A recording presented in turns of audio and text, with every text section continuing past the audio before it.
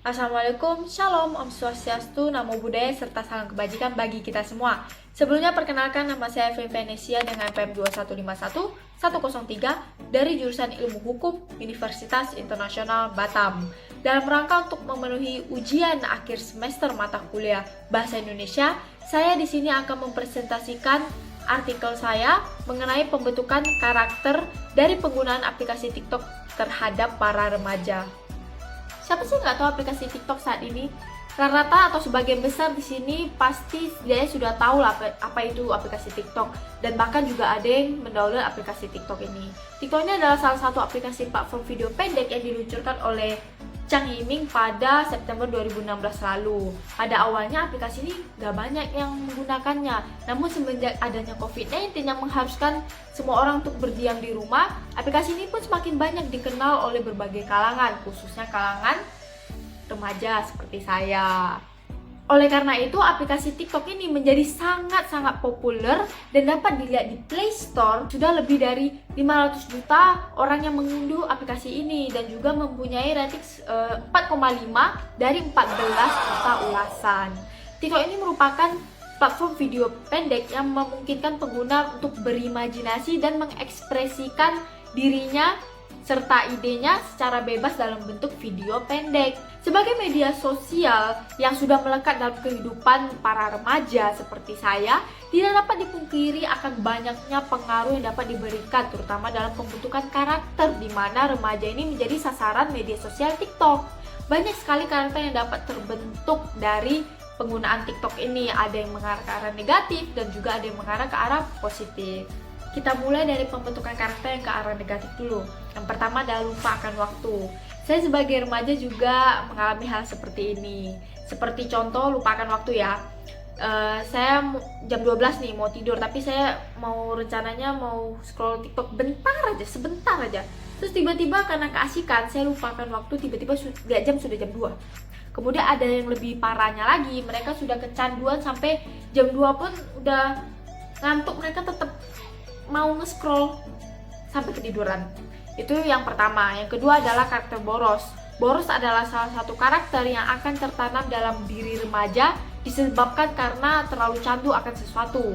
Nah, tidak hanya game yang bisa membuat para remaja candu, rupanya konten TikTok ini juga bisa membuat para remaja kecanduan. Salah satu artikel yang setelah saya baca, bahkan ada beberapa remaja yang meminta uang jajan untuk membeli kotanya untuk apa? Untuk menonton konten TikTok. Nah, TikTok kan bentuknya adalah video, tentunya memakan kuota yang lebih banyak. Jadi penggunaan TikTok ini bisa memungkinkan adanya keborosan dalam hal materi, yaitu adalah uang. Nah, apalagi jika yang ditonton ini kurang baik dan kurang bermanfaat bagi diri kita. Selanjutnya adalah karakter ketidakjujuran. Ketiga nih, remaja dalam penggunaan TikTok seringkali berbohong dalam membuat sebuah konten TikTok loh. Dalam membuat sebuah konten TikTok, banyak remaja yang membicarakan, yang menceritakan dan bertingkah laku yang tidak sesuai dengan faktanya, hanya semata-mata untuk menjadi pusat perhatian dan juga untuk mendapatkan hadiah dan juga like dari para penonton. Selanjutnya adalah membuka aib sendiri atau karakter yang tidak ada privasi dirinya.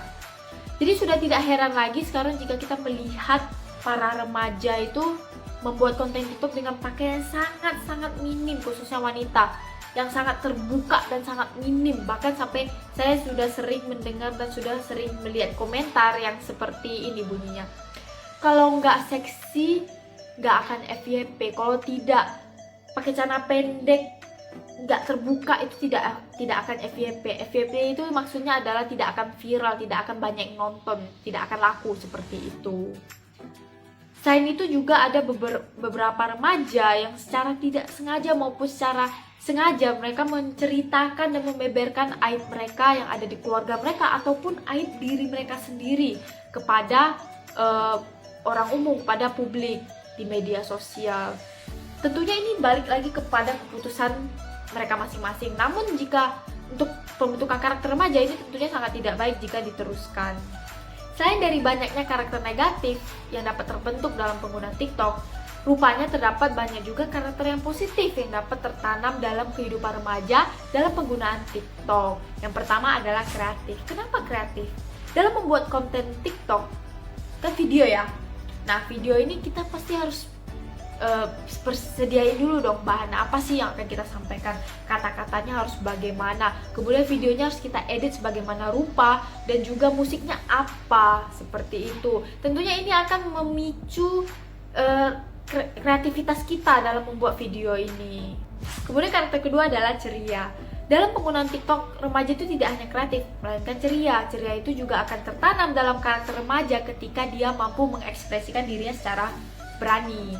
Contohnya nih, saya hobi nyanyi tapi saya takut nyanyi di depan umum. Nah, saya bisa gunakan aplikasi TikTok ini untuk sebagai sarana untuk mengekspresikan hobi saya, menyalurkan hobi saya, yaitu bernyanyi.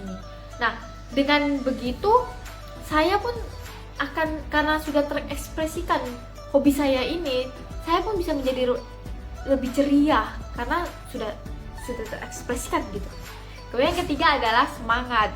Nah, seperti yang kita ketahui, TikTok ini kan bisa mendapatkan penghasilan jika kita berkonten di TikTok.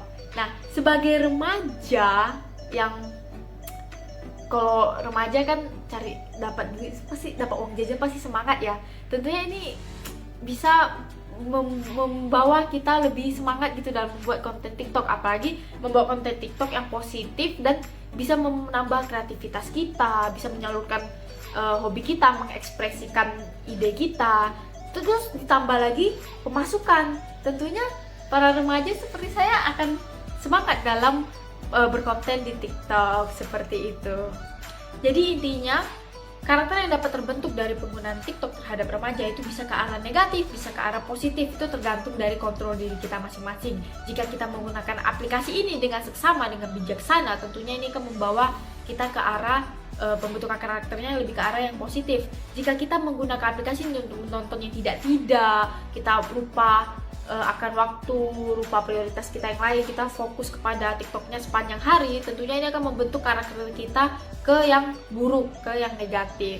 Itu saja presentasi saya, semoga bisa bermanfaat kepada kita semua. Saya mohon maaf jika ada kesalahan kata, jika ada kesalahan dalam penyampaian materi. Saya tutup dengan terima kasih, sampai jumpa.